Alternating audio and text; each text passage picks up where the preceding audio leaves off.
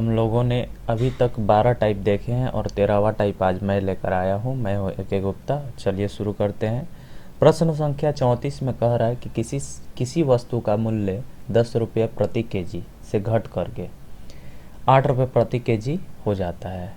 कोई व्यक्ति उस वस्तु की खपत में कितना प्रतिशत की वृद्धि कर दे या करे जिससे उसका खर्च जो है पूर्ववत रहे, यानी पहले जैसा रहे। ये शायद क्वेश्चन मैंने पहले भी कराया था, तो आप लोग को काफ़ी आसानी होगी इसको बनाने में। ठीक है, वहाँ पे दरअसल मैं परसेंटेज के रूप में बात कर रहा था, यहाँ प्रतिशत अंत में पूछ रहा है और केजी जो है यानी कि वेट में दिया हुआ है, वजन में दिया हुआ है।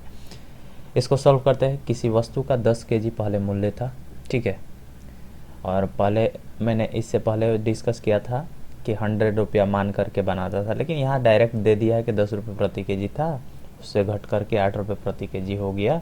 तो बताना है कितना प्रतिशत वृद्धि कर दे ताकि पहले जैसा मूल्य हो जाए। तो वही बात है, यहाँ पे 8 रुपये प्रति केजी है और 10 रुपये प्रति केजी है, ठीक है ना। तो यहाँ से 8 रुपये प्रति केजी, 10 रुपये प्रति केजी, अब 8 रुपये है, पहले था 10 रुपये प्रति केजी। कितना का वृद्धि करना होगा, तो 2 रुपये प्रति केजी का वृद्धि करना होगा, यानी कि 2 का वृद्धि किस में वृद्धि करना होगा, 8 में। नीचे क्या रखना है वही बस समझना है। परसेंटेज निकालने के लिए 100 से गुना, ये मैंने पहले भी बताया था कि इसमें 2 की वृद्धि करना होगा तभी पहले वाला मूल्य पे चला जाएगा, और उसी हिसाब से नीचे में किस में वृद्धि किया जाता है या फिर जिससे तुलना होती है वो नीचे में रहता है, और परसेंटेज निकालने के 100 से गुना होता है। यहाँ से यह 4 बार में कटेंगे और यह 4 से 25 बार में कटेंगे, तो 25% यह आपका उत्तर हो गया। वही अगला क्वेश्चन देख लेते हैं। किसी वस्तु का 20 रुपये प्रति केजी पहले मूल्य था, उससे बढ़ करके 30 रुपये प्रति केजी हो गया। माफ़ कीजिएगा, 30 रुपये प्रति केजी हुआ है।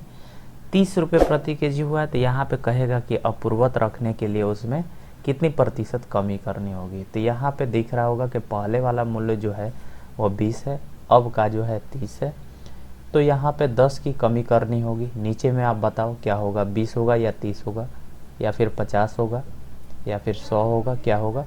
यहाँ पे देखिए इसमें कमी हो रहा है, इसमें कमी हो रहा है, तो ये नीचे में होगा क्योंकि उसी से तुलना हो रहा है कि 10 की कमी आएगी, किस में आएगी भाई, तो वो 30 में आएगी। परसेंटेज निकालने के लिए दुनिया जानती है कि 100 से गुना होता है। यहाँ पे हमारा आएगा 33.1/3% आंसर। मुझे लगता है ये वाला टाइप काफ़ी आसानी से आप लोग समझे होंगे क्योंकि इस तरह का कॉन्सेप्ट हम पहले भी डिस्कस किए हैं। चलिए अगला क्वेश्चन देखते हैं हम। तो दोस्तों, जैसे कि प्रश्न संख्या 36 यानी 14वें टाइप में, किसी शहर की जनसंख्या 8000 है, ठीक है। यदि पुरुष की संख्या 10% वृद्धि हो जाए, यानी पुरुषों की संख्या में 10% वृद्धि हो जाए और महिलाओं की संख्या में 8% वृद्धि हो जाए, तो कुल मिलाकर के कुल संख्या में 9% की वृद्धि हो जाती है, यह पता चलता है।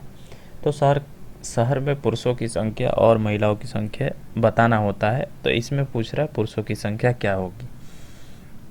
शहर की जनसंख्या कितनी है, 8000 है, ठीक है। आप बेसिक तौर पे ऐसे भी मान करके बना सकते हैं, लेकिन मुझे सबसे अच्छा इसका कॉन्सेप्ट लगता है तो वो है एलिगेशन मेथड से। मगर ऐसे मानने का है, एक का x मान लेते हैं, जैसे महिला x है तो पुरुष हो जाएंगे 8000 में से x को घटा देते हैं, ठीक है। यहाँ से हम लोग इस प्रकार से भी निकाल सकते हैं, मगर हम लोग को उस मेथड से निकालना चाहिए जो मेथड जो है काफ़ी आसान होता है। जैसे कि क्या है कि 10% की वृद्धि हो रही है, किस में, तो पुरुषों की संख्या में, यानी कि मेन में। वोमेन में कितना प्रतिशत की वृद्धि हो रही है, तो 8% की वृद्धि हो रही है। दोनों मिलाकर के कितना प्रतिशत की वृद्धि, तो 9% की वृद्धि हो रही है, 9% की वृद्धि हो रही है। कुल मिलाकर के हम देखते हैं तो यहाँ से एक रेशियो निकल के आता है। एलिगेशन मेथड आपको हम बताएंगे, सीधा आप ध्यान रखो, काफ़ी क्रॉस करके जो बड़ा है उसमें से घटा दिया जाता है, ठीक है। यहाँ पे 9% है, यहाँ 8%, दोनों का अंतर 1%, यहाँ पे आपका 1% यहाँ भी होगा, दोनों का अंतर, ठीक है। एलिगेशन मेथड, जब एलिगेशन और रेशियो पढ़ाएंगे उस समय आपको बता दिया जाएगा, मिक्सचर पढ़ाएंगे तो। यहाँ पे एक आया यह, एक आया यह, यानी कि एक एक का रेशियो आया, एक महिला होगी तो एक पुरुष होगा, ठीक है। तो हम कह सकते हैं कि दोनों मिल करके कितना है, 2 है, ठीक है। अब 2 है, लेकिन ऐसे में कितना है, रेशियो में तो 2 है, ठीक है, लेकिन ऐसे में 8000 है, यानी कि 1 के बराबर में क्या आएगा, 4000। 1 यानी कि इसमें गुना करते हैं तो पुरुषों की संख्या, इसमें गुना करेंगे तो महिलाओं की संख्या, यानी 4000 महिला और 4000 पुरुष। ये आपका उत्तर निकल के आया, ठीक है। अगला क्वेश्चन भी देख लेते हैं उसी तरह से। इसमें थोड़ा सा डिफरेंट है, देखिए 37 प्रश्न संख्या में किसी शहर की जनसंख्या 10,000 है, यदि पुरुषों की संख्या में 6% वृद्धि हो जाए तथा महिलाओं की संख्या में 5% वृद्धि हो जाए तो कुल जनसंख्या 10,540 हो जाती है, तो शहर की जनसंख्या में महिलाओं की संख्या कितनी होगी ये बताना है। यहाँ पे थोड़ा सा आपको दूसरे ढंग से बनाना होगा, या तो आप इसका 6% निकाल करके और 5% निकाल करके जोड़ दोगे, जैसे पहले से संख्या कितनी है, 10,000 है, ठीक है, 10,000 है।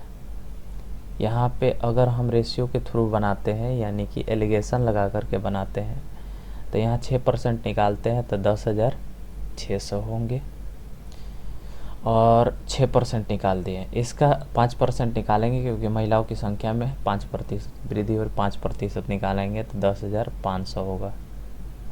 एक बात और, ये दोनों के बीच में जो आता है यानी कि 10,540, ये दोनों के बीच में ही होगा, यानी कि इससे ना अधिक हो सकता है और इससे ना कम हो सकता है, यानी कि 1 से अधिक आएगा और 1 से कम आएंगे।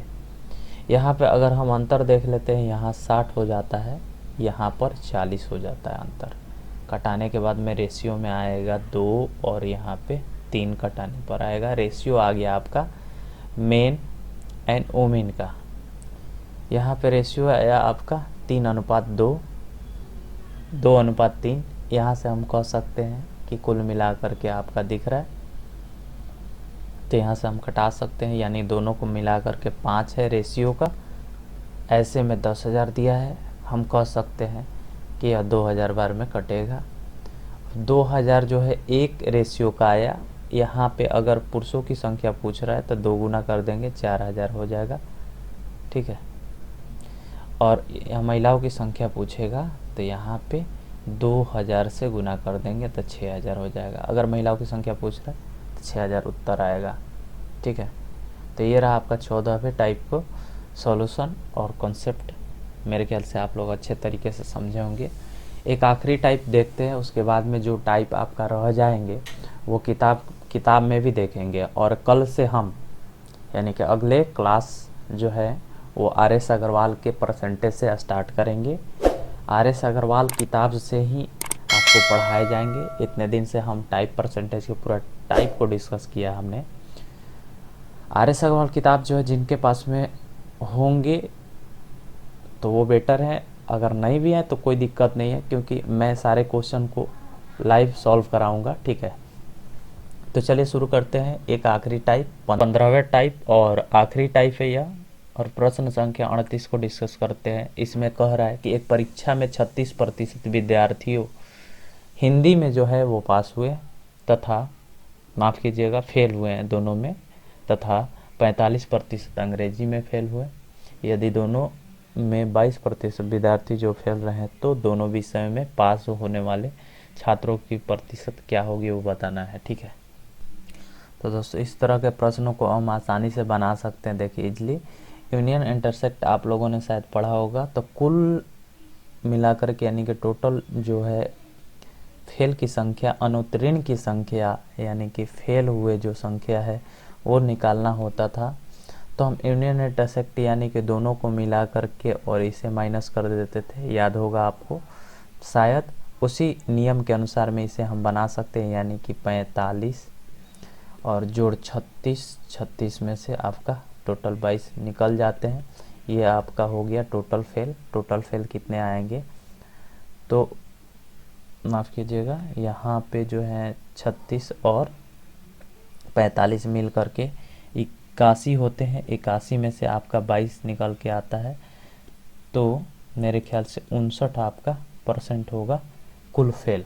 कुल फेल आने के बाद में कुल पास निकालना बहुत आसान है, यानी दोनों विषयों में कुल पास निकालने के लिए 100 में से आपको माइनस कर देना होता है। 59 का माइनस कीजिएगा तो कितना आएगा, 41, ये आप परसेंट हो गया आंसर। ठीक है, ये आप इस प्रकार से इस क्वेश्चन को सॉल्व कर सकते हैं। अगला प्रश्न जो है इसमें दिया है, किसी परीक्षा में 80% विद्यार्थी अंग्रेजी में पास हुए, 50% विद्यार्थी गणित में पास हुए और 75%, देखिएगा यहाँ पे थोड़ा सा मिस्टेक है, यानी एरर है। 85% होगा क्योंकि दोनों विषयों से हमेशा ये दोनों अधिक होगा।